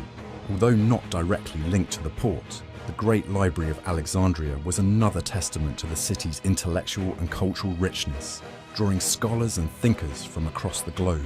The royal quarters and palaces of Alexandria, including the Museion, home to the famed library, reflected the city's role as a beacon of Hellenistic culture and power. Meanwhile, underwater archaeology in the port area has unveiled a trove of artifacts, from ancient shipwrecks to everyday items, shedding light on the maritime practices of the time and the diversity of goods that flowed through Alexandria. The port was a linchpin in the ancient economy, bustling with the trade of grain, papyrus, glass, and precious metals, among other commodities. Its docks and warehouses were a hive of activity, indicative of a well-organized network that made Alexandria a cultural and economic bridge between various civilizations. The discovery of diverse ship remains and goods in Alexandria highlights its wider reach in the ancient trade world. The legacy of the port of Alexandria is monumental, influencing maritime trade, architecture, and culture well beyond its heyday. Ongoing archaeological work in the port area continues to enrich our understanding of the interactions, economies, and daily life of ancient civilizations. Its history serves as a powerful reminder of humanity's interconnectedness through time. The sands of Egypt hold countless secrets, whispers of a civilization that flourished thousands of years ago. We are captivated by the grandeur of the pyramids, the enigmatic gaze of the Sphinx, and the intricate hieroglyphs that adorn temple walls. But sometimes, the most intriguing mysteries are found in the smaller, seemingly unusual artifacts. Today, we delve into one such enigma, the curious case of ancient Egyptian ear tablets. Our story begins in the 1930s, near the majestic Great Sphinx of Giza. Dr. Salim Hassan, a prominent Egyptologist, was leading excavations in and around the New Kingdom Sphinx Temple built by Amenhotep II, as well as within the Sphinx's enclosure itself. Amidst the expected finds, something peculiar emerged. Stone stelae, not inscribed with the usual hieroglyphs or divine figures but with carvings of human ears. These were not isolated occurrences. Dozens of these ear tablets were unearthed, presenting a perplexing puzzle. The material culture of ancient Egypt, rich in its symbolism and artistry, provides a profound understanding of the civilization's religious beliefs and practices. From the monumental scale of temple architecture to the intricate detail of personal adornments, every object offers a potential window into the ancient Egyptian worldview. Among the more unusual and intriguing artifacts are the so-called ear stellae, or ear tablets, votive objects typically made of stone, featuring carvings of human ears. Predominantly dating to the New Kingdom, these objects have been discovered at various sites across Egypt, with a notable concentration around the Great Sphinx of Giza. This video aims to analyze the phenomenon of ear stellae, drawing upon archaeological evidence, epigraphic inscriptions, and previous scholarly interpretations. It will further explore the social and cultural implications of these artifacts, examining their role in personal piety and their place within the wider context of New Kingdom religious practices. The discovery of a significant number of ear stellae in the 1930s by Egyptian archaeologist Selim Hassan during excavations on the Giza Plateau provides a crucial foundation for understanding these artifacts. Hassan's meticulous work, particularly in the vicinity of the New Kingdom Sphinx Temple, constructed by Amenhotep II, and within the Sphinx's enclosure itself, revealed a clear association between ear stelae and the Sphinx during this period. These findings, as meticulously documented in Hassan's multi-volume excavations at Giza, are fundamental to any serious study of the subject. Ear stelae exhibit a fascinating range of iconographic variations, reflecting the diversity of artistic expression and potentially different levels of patronage. Some stelae feature a single, large and prominently carved ear, while others depict multiple ears, sometimes numbering in the dozens, arranged in rows or clusters. The quality of craftsmanship also varies considerably, from finely detailed and polished examples to more rudimentary and less refined carvings. This variation might suggest production by both skilled artisans, perhaps attached to temple workshops, and individuals of lesser means, possibly creating their own votive offerings. The stelae are often inscribed with a dedicatory formula, typically beginning with the phrase "made by," followed by the name, and sometimes the title of the dedicator.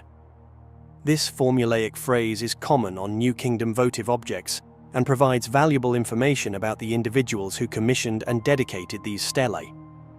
For example, a finely crafted stele found in the vicinity of the Sphinx, featuring two well-defined ears and a depiction of Horemakhet in the form of a hawk, bears the inscription "Made by Hui."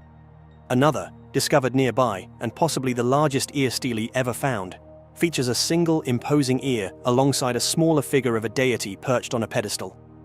This stele is inscribed "Made by May." This May is likely the same individual documented in inscriptions found on the cliffs near the Khafre Pyramid. These inscriptions identify him as an overseer of works under Ramesses the Great, responsible for quarrying stone from the Khafre Pyramid complex for the construction of a new sun temple at Heliopolis. The fact that a high-ranking official like May, involved in major royal building projects, also dedicated an ear stele to the Sphinx underscores the potential social range of individuals who participated in this practice, extending from high officials to, as suggested by the simpler stele, commoners. The prevailing interpretation of ear stelae, advanced by pioneering Egyptologists like Flinders Petrie and Selim Hassan, posits that these objects served as intermediaries in facilitating communication between worshippers and the divine. The carved ears were believed to act as conduits or receptors for prayers, ensuring that the devotees' petitions reached the intended deity. This interpretation aligns with the broader ancient Egyptian concept of divine accessibility through intermediaries, a concept well documented in the use of statues, divine images, and other cult objects that served as focal points for worship and communication with the gods. Petrie, in his seminal work Religious Life in Ancient Egypt, specifically connected the imagery of ears on these stelae to the act of hearing prayers, suggesting a direct and literal interpretation of the iconography. Hassan, in his excavation reports, further developed this idea, proposing that the ears served as symbolic substitutes for the actual ears of the god, effectively creating a direct channel for auditory communication. The presence of multiple ears on some stelae has prompted various hypotheses and scholarly debates. Wilhelm Spiegelberg, in his early 20th century studies, notably in the Zeitschrift für Ägyptische Sprache und Altertumskunde, proposed a connection to a deity with 77 ears and 77 eyes, suggesting a being of extraordinary sensory perception. While direct textual evidence for such a specific deity remains elusive, an inscription at the Temple of Khnum at Esna describes this creator god as having 77 eyes and 77 ears, lending some credence to the idea of deities with heightened or multiplied sensory capabilities. Alternative and perhaps more pragmatic explanations for the multiple ears include the representation of multiple prayers or petitions being offered simultaneously. Each ear could symbolize a separate prayer, either from the same individual or from multiple individuals, such as a family or a community. Another possibility is that the multiple ears served as a kind of fail-safe mechanism, ensuring that the message would reach the god even if some of the ears were damaged or defaced, a practical consideration given the potential for wear and tear on objects placed in open-air sanctuaries. The significant concentration of ear stelae discovered in the immediate vicinity of the Great Sphinx is of particular importance and cannot be overlooked. During the New Kingdom, the Sphinx experienced a dramatic revival in religious importance. It became identified as Hor-em-Akhet, meaning Horus in the horizon, a powerful solar deity associated with kingship and divine protection. The pharaohs of the 18th and 19th dynasties, including Thutmose IV, Amenhotep II, Tutankhamun, and Ramesses the Great, actively promoted the cult of the Sphinx. They undertook extensive renovations of the Sphinx enclosure, constructed new temples dedicated to Hor-em-Akhet, and erected royal stelae within the sacred precinct. The famous Dream Stele of Thutmose IV, for example, narrates a divine encounter with Hor-em-Akhet, who promised the throne to the young prince in exchange for clearing the sand that had encroached upon the Sphinx. This royal patronage elevated the Sphinx to a position of national religious prominence. The ear stelae of New Kingdom Egypt offer a unique and intriguing glimpse into the religious landscape of the period. These artifacts, with their distinctive iconography and inscriptions, provide tangible evidence of a specific form of votive practice, centered on the concept of auditory communication with the divine. While the precise details of the rituals associated with ear stelae remain open to interpretation, their connection to prominent deities like Hor-em-Akhet and Ptah, as well as their widespread geographical distribution, underscore their significance within the broader context of New Kingdom religious beliefs and practices. The ancient underwater city of Alexandria, located at the mouth of the Nile River in Egypt, is a treasure trove of archaeological wonders and historical insights. Founded by Alexander the Great in 331 BCE, it quickly rose to become the cultural and economic hub of the ancient world. However, parts of this legendary city succumbed to the sea due to earthquakes and tsunamis over centuries. Diving into the depths of the Mediterranean, Frank Goddio and his team's exploration of Alexandria's underwater ruins stands as a testament to human curiosity and technological prowess. The discovery of this ancient city, submerged beneath the sea, intertwines the grand narratives of history, technology, and myth, offering a window into one of antiquity's greatest civilizations. The use of state-of-the-art technology, including submersible robots and sophisticated sonar mapping, marks a significant evolution in underwater archaeology, reminiscent of the groundbreaking exploration of the Titanic wreck. Yet, while the Titanic's discovery opened the deep sea to archaeologists, Goddio's project breathed life back into ancient urban landscapes, showcasing the advancements in archaeological methods. The preservation of artifacts and structures found underwater presents unique challenges, starkly contrasting with those encountered in the preservation of the Dead Sea Scrolls. The saltwater environment of Alexandria erodes materials over time, demanding innovative solutions for conservation, highlighting the diverse challenges archaeologists face based on the context of their discoveries. The uncovering of the royal quarters and temples in Alexandria offers unparalleled insights into the Ptolemaic dynasty's architectural and cultural grandeur, drawing comparisons to the discovery of Pompeii. However, Alexandria reveals its secrets from beneath the waves, providing a unique lens through which to view ancient urban planning and religious practices. When compared to other ancient submerged cities like Baiae or Pavlopetri, Alexandria's ruins underscore the city's cosmopolitan nature, standing as a testament to its role as a center of commerce, culture, and knowledge. Alexandria's position as a cultural and economic hub in the ancient world is further emphasized by the diversity of artifacts found, echoing the melting pot of cultures found in Silk Road cities like Samarkand. The discovery of remnants believed to be part of the Pharos Lighthouse, one of the 7 wonders of the ancient world, underscores Alexandria's advanced engineering and pivotal role in ancient navigation, much like the Great Wall of China's significance in its own civilization. The successful exploration of Alexandria's underwater ruins not only advances our understanding of ancient civilizations, but also inspires further technological innovation in underwater archaeology. This quest to uncover the past mirrors how the space race propelled aerospace technology, demonstrating the impact of historical exploration on modern advancement. Moreover, the cultural resonance of these discoveries, akin to the fascination sparked by the discovery of King Tutankhamun's tomb, highlights the enduring allure of Egypt's ancient civilizations. Exhibitions of artifacts from Alexandria's underwater ruins have captured the global public imagination. Delving into the depths of the Mediterranean, the underwater excavations of Alexandria have unveiled treasures that paint a vivid picture of a city steeped in glory and history. Among the ruins and relics, a myriad of statues, sphinxes, and architectural marvels whisper tales of ancient Alexandria's cultural and artistic zenith. One of the most breathtaking discoveries is a giant statue believed to depict Ptolemy II, an emblem of the fusion between Hellenistic and Egyptian influences that characterize the Ptolemaic dynasty. Crafted from red granite, this colossal figure stands as a bridge between two worlds, reminiscent of the grand colossi of Memnon in Luxor, Egypt, and underscoring the tradition of monumental sculpture that flourished in ancient Egyptian culture. The seabed also revealed sphinxes and statues of Egyptian gods and goddesses. These findings not only highlight the Ptolemies' efforts to weave together their Greek heritage with the rich tapestry of Egyptian religious symbolism. The sphinxes, majestic with their lion bodies and human heads, serve as symbols of the ruler's wisdom and power, reflecting the broader narrative of Greek and Egyptian cultural intermingling. Furthermore, the recovery of architectural fragments from Alexandria's waters provides a window into the city's architectural prowess and urban planning. Columns, capitals, and friezes bear witness to a city where Egyptian, Greek, and Roman influences converged, creating a unique aesthetic that mirrored Alexandria's identity as a melting pot of civilizations. This aspect of the discoveries draws parallels with the archaeological finds in ancient Rome, where a similar amalgamation of architectural styles speaks to a rich, interconnected Mediterranean world.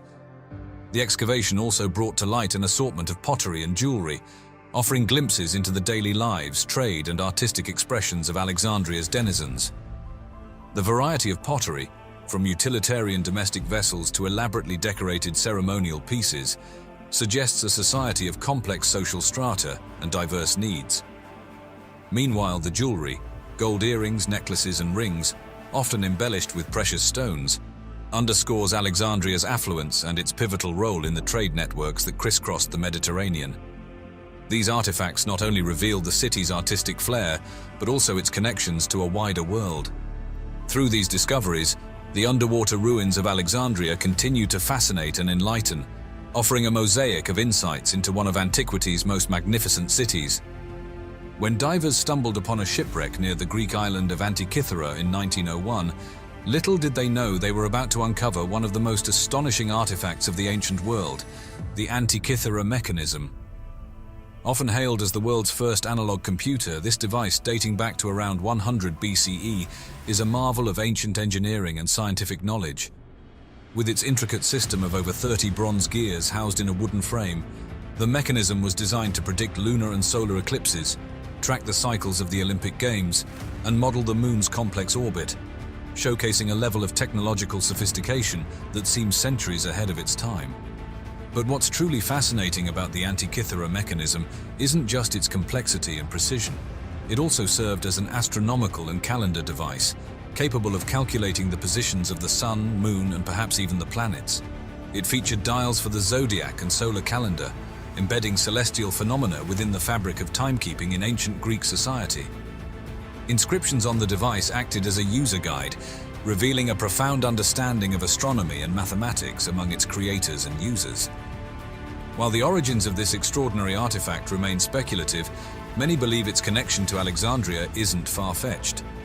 Known as the intellectual beacon of the Hellenistic world, Alexandria was home to the legendary library and the museum, a research institution that attracted scholars like Euclid, Hero, and Archimedes. Their contributions to mathematics, physics, and engineering could very well have influenced the creation of the Antikythera mechanism, suggesting it may have originated from this vibrant scientific community. In fact, some scholars posit that the principles behind the mechanism could have been inspired by Archimedes himself, although he lived earlier than the device's estimated creation date. The discovery of the Antikythera mechanism in a shipwreck hints at the extensive trade networks and cultural exchanges of the time, linking Alexandria with other Greek locales, including Antikythera. Such connections likely facilitated the spread of technological and scientific knowledge across the Mediterranean. The legacy of the Antikythera mechanism extends far beyond its historical and archaeological significance. It stands as a testament to the technological achievements of the ancient Greeks, challenging our perceptions of ancient technology and highlighting their sophisticated understanding of mechanical devices.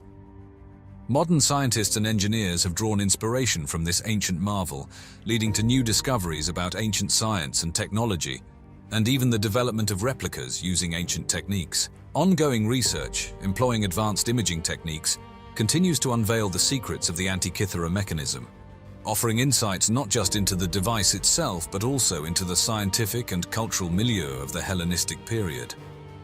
Through the lens of this remarkable artifact, we gain a deeper appreciation for the ingenuity of the ancient world, particularly the pivotal role played by Alexandria in fostering a legacy of innovation and knowledge that continues to inspire to this day. Underwater archaeological discoveries in Egypt have unveiled some of the most remarkable insights into ancient civilizations, particularly those related to the rich history of the Nile Delta, the coastal areas along the Mediterranean Sea, and various submerged sites. These findings not only provide a glimpse into the advanced engineering, trade, and practices of ancient Egyptians, but also shed light on their interactions with neighboring civilizations. Nestled at the mouth of the Nile River, in the protective embrace of Abu Qir Bay, lies the ancient city of Heracleion, also known to the Egyptians as Tanis. Its strategic location served as a critical junction, bridging Egypt with the vast Mediterranean and catapulting Heracleion into prominence as a bustling port city. This prime spot was not just about trade, it facilitated cultural exchanges that enriched ancient civilizations, making Heracleion a bustling hub of activity and a beacon of prosperity and innovation. The tale of Heracleion's discovery reads like a chapter from a mystery novel. Led by the French underwater archaeologist Franck Goddio in 2000, a team embarked on an archaeological odyssey, employing sonar mapping and advanced diving technologies to pierce the depths of the Mediterranean. Before this groundbreaking discovery, Heracleion was shrouded in myth, known only through cryptic mentions in ancient texts by historians like Herodotus and Strabo. Their writings painted a picture of a city that had vanished beneath the waves, adding layers of intrigue and speculation about its fate. Diving into the depths, Goddio and his team uncovered wonders that surpassed all expectations. They found more than 64 ancient ships entombed in the bay's protective clay and sand, alongside grand statues of gods and goddesses towering up to 5 meters high. These were not mere relics. They were storytellers whispering tales of economic vibrancy and intricate trade networks, with gold coins and bronze weights speaking volumes about the city's former glory. But Heracleion was more than a commercial center. It was a spiritual heartland. The discovery of giant statues of Hapi, the god of the Nile's floods, alongside the remnants of stone temples, underscored the city's religious significance. It was here that the annual Mysteries of Osiris processions likely commenced, weaving through the city in a vibrant display of faith and devotion, linking Heracleion to the divine. The city's layout, with its network of canals and basins, evoked comparisons to Venice's famed waterways. This sophisticated urban planning facilitated not just local trade, but played a pivotal role in international commerce, laying the foundations for Heracleion's prosperity. Amidst these discoveries, a compelling theory emerged about the city's sudden demise. Some scholars suggest that a catastrophic blend of geological subsidence and a tsunami, perhaps triggered by an earthquake, engulfed Heracleion in a tragic overnight fate. Sediment analysis supporting this rapid submersion theory presents a city frozen in time, a Pompeii beneath the waves. The story of Heracleion often conjures images of the legendary Atlantis, a city that, according to Plato, disappeared into the ocean in a day and night of misfortune. While Atlantis remains a tale, Heracleion stands as a tangible witness to the existence of advanced ancient cities that faced similar fates. As we dive deeper into the annals of history, the waters around Abu Qir Bay, just off the coast of Alexandria, whisper tales of valor and conflict from one of the 18th century's most decisive naval confrontations. This strategic maritime corridor, a bridge between the Mediterranean and the ancient lands of Egypt, has witnessed an array of military and trade activities, but none as renowned as the Battle of the Nile. Here, beneath the waves, lies a submerged chronicle of naval warfare that marked a turning point at the dawn of the 19th century. The exploration and recovery efforts in the depths of Abukir Bay are nothing short of a technological odyssey. Armed with side-scan sonar, magnetometers, and robotic submersibles, modern-day archaeologists have meticulously mapped the ocean floor. Their goal? To unearth the remnants of a sunken fleet that serves as a time capsule of a bygone era of naval combat. What they found was not just the skeletal remains of warships, but a collection of personal items, shoes, buttons, grooming tools that paint a vivid picture of the sailors who once manned these vessels. These artifacts, along with cannons and musket balls, narrate the fierce battle and the state of naval armament at the time. The significance of these findings cannot be overstated. They illuminate the strategic and tactical brilliance of Admiral Horatio Nelson, whose leadership and innovative tactics led the British fleet to a decisive victory over the French. The underwater positioning of the ships reveals the cunning of Nelson's maneuvers, securing British naval dominance in a battle that would echo through history. Delving into the historical narrative, some historians put forth an intriguing theory. They suggest that the unique environmental conditions of Abukir Bay, its tidal and wind patterns, played a pivotal role in the battle's outcome. This theory posits that the British fleet under Nelson's command leveraged these conditions for a surprise attack, catching the French fleet in a seemingly secure position, but ultimately vulnerable. The story of the Battle of the Nile often draws parallels with the defeat of the Spanish Armada in 1588. Both monumental naval engagements signaled a significant shift in naval power and had profound impacts on European history. While the defeat of the Spanish Armada heralded England's rise as a global naval force, the victory at the Nile marked the beginning of the end for Napoleon's ambitions in the eastern Mediterranean, cementing British naval supremacy for years to come. Beyond the tactical and strategic significance, the artifacts and shipwrecks resting in the depths of Abukir Bay stand as solemn monuments.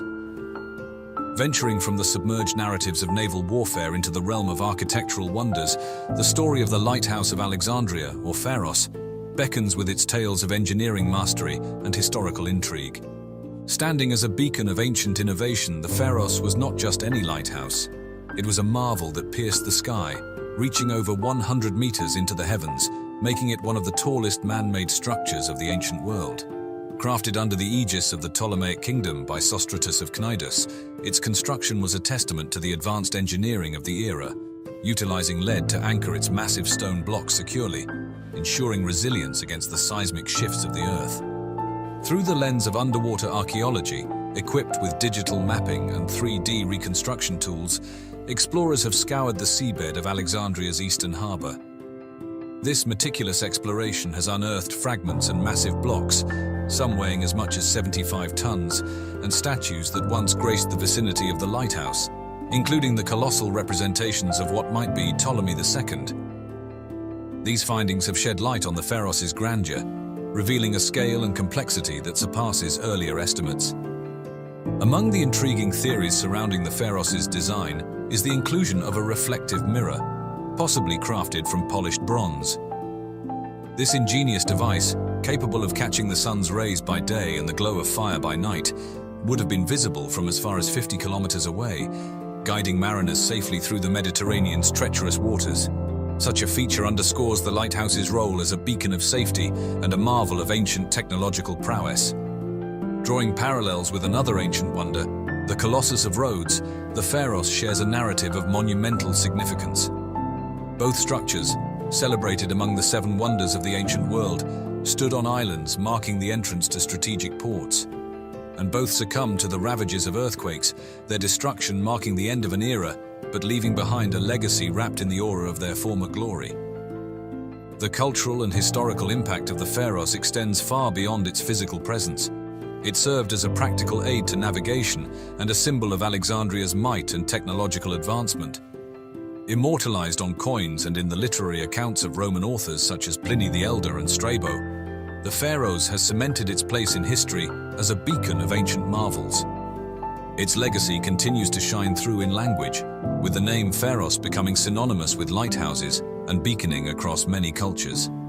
This linguistic testament reflects the profound influence of the Pharos on maritime navigation and architectural design through the ages. The concept of a guiding light, safely leading sailors to shore, has become an enduring symbol of hope, guidance, and human ingenuity, inspired by the legendary Pharaohs of Alexandria. This transition from the depths of naval conflict to the pinnacle of ancient engineering marvels reveals the multifaceted tapestry of human history, woven through tales of conquest, innovation, and the indomitable spirit of exploration. Egypt, once a mighty empire, had been weakened by internal strife and external pressures. The Persians, under Cambyses II, dealt a significant blow by conquering Egypt in the 6th century BC. Although Egyptians managed to regain independence for a time, they were never quite the same force. This vulnerability paved the way for Alexander the Great's conquest in 332 BC. Unlike the Persians who largely imposed their rule, Alexander cleverly integrated himself into the Egyptian framework. He recognized the power of the Egyptian gods and even participated in their rituals, a strategic move to gain the acceptance of his new subjects. He started the construction of a temple dedicated to the goddess Isis, demonstrating his respect for Egyptian religious traditions. After Alexander's untimely death, his vast empire was divided amongst his generals. Ptolemy I Soter, a shrewd and capable leader, emerged as the ruler of Egypt. In 305 BC, he declared himself pharaoh, marking the beginning of the Ptolemaic dynasty. This wasn't just a change in leadership, it was a cultural shift. This Greek dynasty reigned for almost 300 years, ending with Cleopatra's tragic death. The Ptolemies brought their Greek heritage, including their mythology, into Egypt. They were a rather insular bunch, maintaining their Greek identity through, well, a lot of intermarrying. 10 out of 15 Ptolemaic marriages were between siblings. Most rulers didn't even bother learning Egyptian. Cleopatra was the exception, the first and last of her line to master the language. The Ptolemies, though of Greek origin, understood the importance of respecting Egyptian traditions to maintain their power. They adopted Egyptian titles, participated in religious ceremonies, and even portrayed themselves in traditional pharaonic style.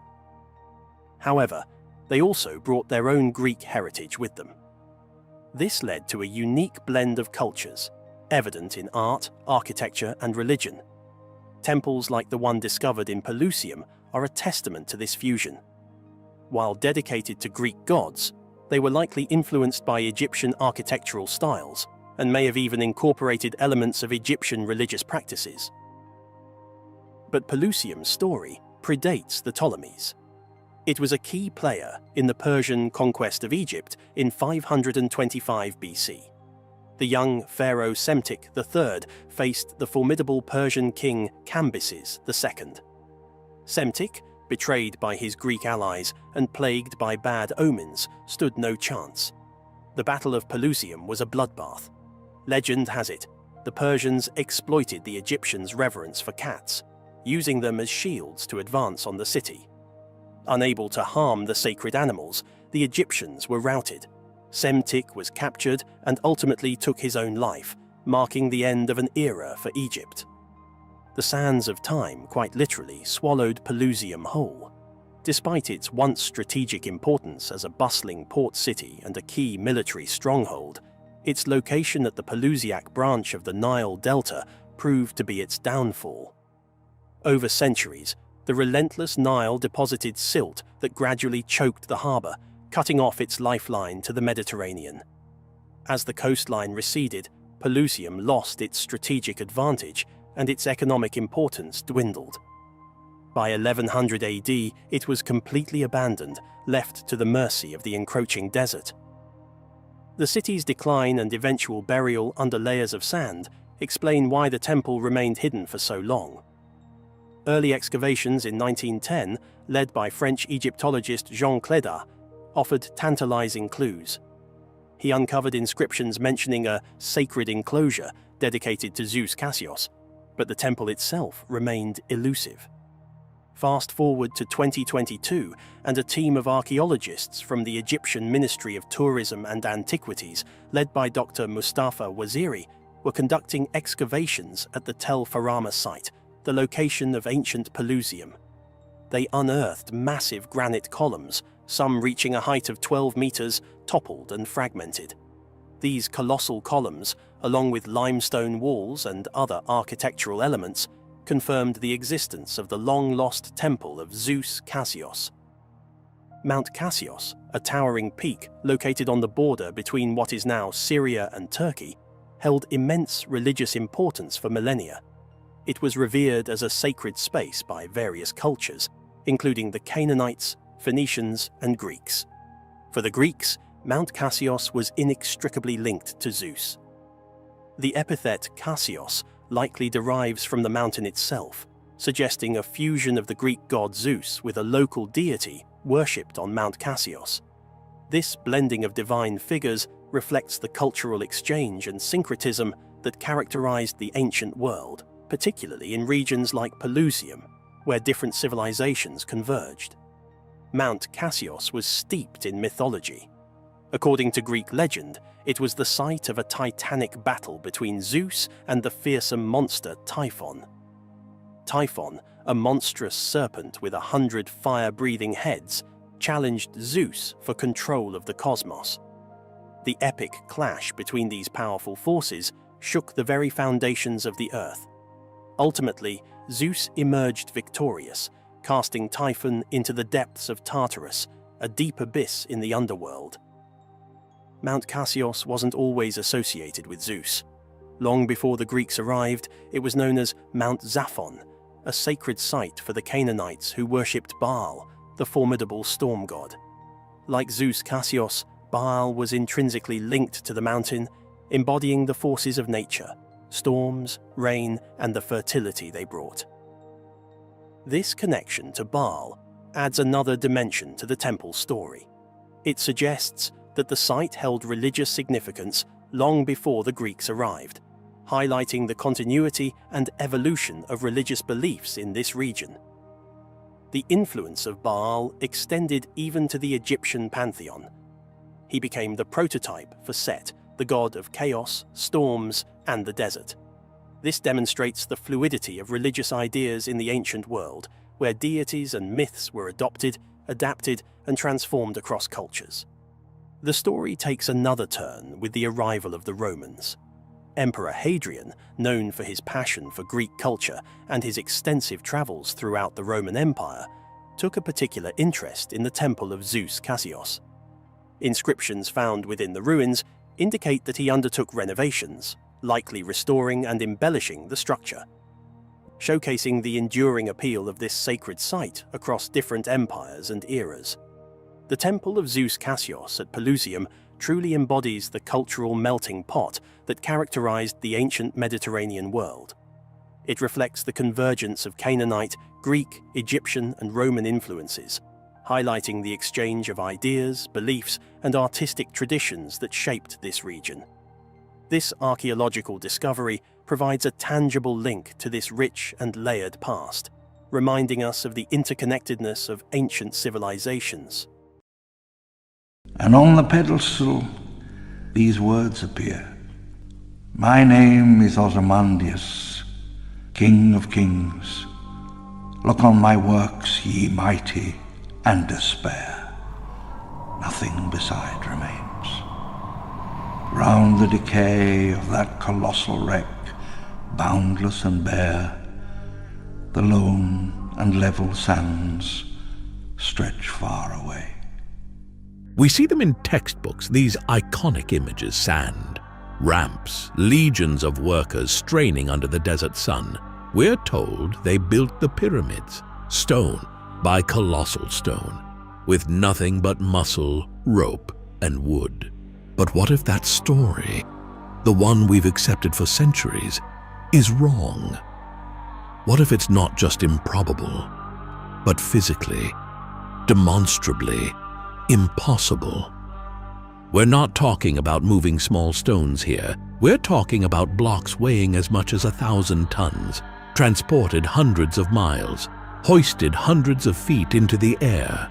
The Colossi of Memnon, 720 tons each, from a quarry near Cairo.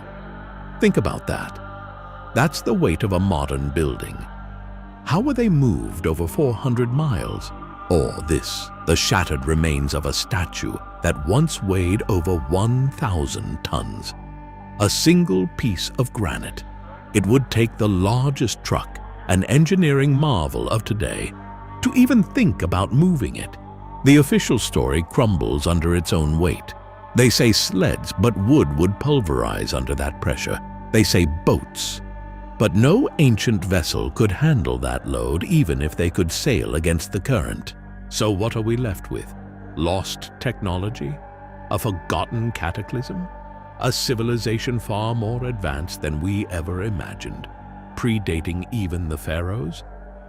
The stones themselves whisper a different story. Saw marks, drill holes that defy explanation, evidence of a precision that shouldn't exist. We think we know our history, but the truth is etched in these silent giants, a mystery that challenges everything we believe. They stand as a testament not just to human ingenuity, but perhaps to something far more profound. They are a challenge, asking us one very important question. What do we really know? We're taught that ancient Egyptians built the pyramids with ramps and sledges. But what if I told you that the accepted story is not only improbable, but potentially impossible? What if the truth is far stranger, hinting at lost technologies and a history more complex than we ever imagined? We're not just talking about moving a few big rocks. We're talking about stones weighing up to 1,000 tons, 2 million pounds, transported hundreds of miles and hoisted hundreds of feet in the air. And the Egyptians? They conveniently left us zero explanation. No blueprints, no diagrams, nothing. Let's start with the Great Pyramid of Giza. Inside, you'll find 70-80-ton granite blocks, sourced from the Aswan quarry, over 500 miles away. We're talking about stones heavier than a modern Abrams tank, used not just for the base, but in the King's Chamber and the Grand Gallery, hundreds of feet above the ground.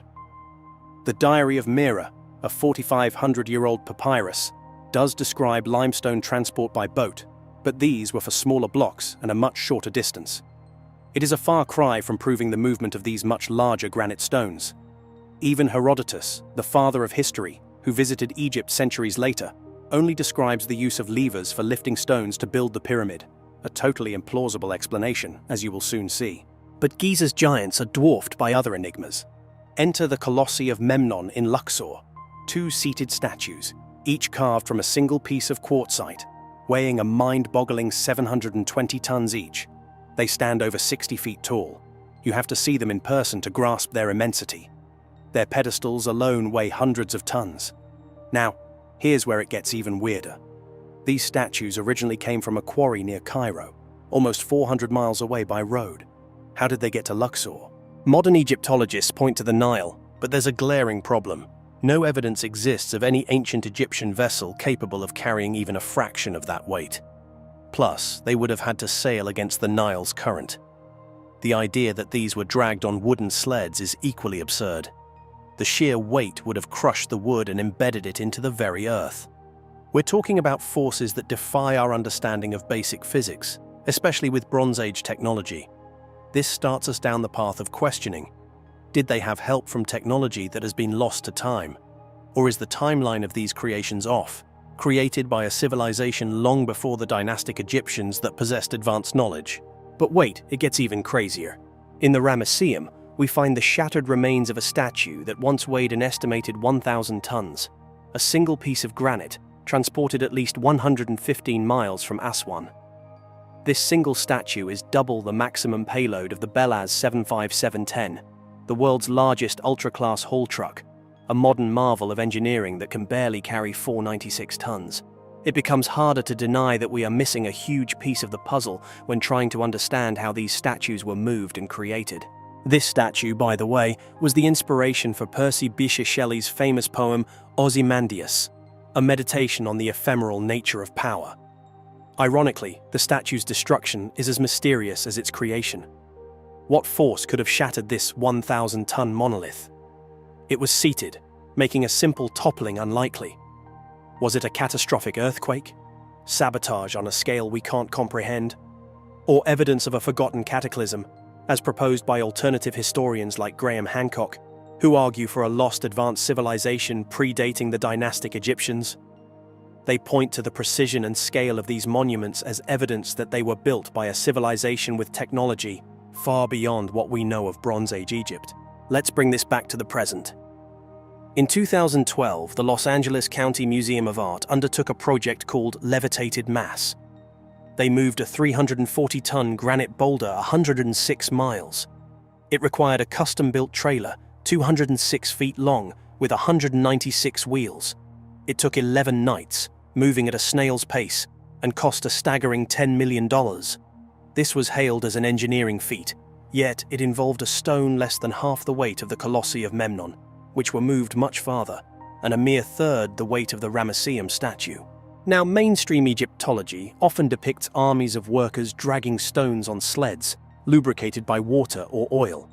But these depictions are often based on much smaller stones, like the 64-ton statue shown in one wall carving, being pulled a very short distance, nowhere near the scale we're discussing.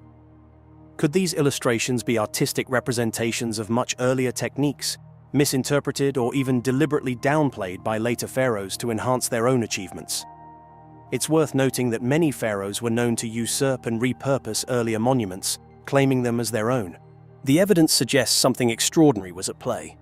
Some researchers, like Christopher Dunn, author of Lost Technologies of Ancient Egypt, propose that the Egyptians possessed advanced machining tools, capable of precision cuts and movements far beyond what's possible with copper chisels and stone hammers. He points to evidence of saw marks and drill holes that suggest the use of high-speed tools. Could they have harnessed a form of energy we haven't rediscovered? Some theorize about acoustic levitation or other lost technologies, ideas often dismissed as pseudoscience, but perhaps deserving a second look given the sheer impossibility of the conventional explanations. It's not hard to start questioning everything we think we know about ancient Egypt when faced with these facts. Consider also the orientation of the pyramids. They are aligned with astonishing precision to the cardinal directions, a feat that would have required advanced surveying and astronomical knowledge. Some researchers, like Robert Bovell, have even proposed a correlation between the layout of the Giza pyramids and the constellation of Orion, suggesting a level of celestial planning that defies our understanding of ancient Egyptian capabilities. We like to think we have a handle on the past, that our history books tell a complete and accurate story. But the stones of Egypt whisper a different tale, one of forgotten knowledge, advanced capabilities, and perhaps a civilization lost to time. It is in our best interest to not outright dismiss alternative theories. As Shelley wrote in Ozymandias, "My name is Ozymandias, King of Kings. Look on my works, ye mighty, and despair." Perhaps the despair comes not from the might of Ozymandias, but from the realization that we are still utterly clueless about how these works were accomplished. The mystery remains, etched in stone, a challenge to our understanding of the past and a tantalizing hint of a history far more profound than we ever dared to imagine.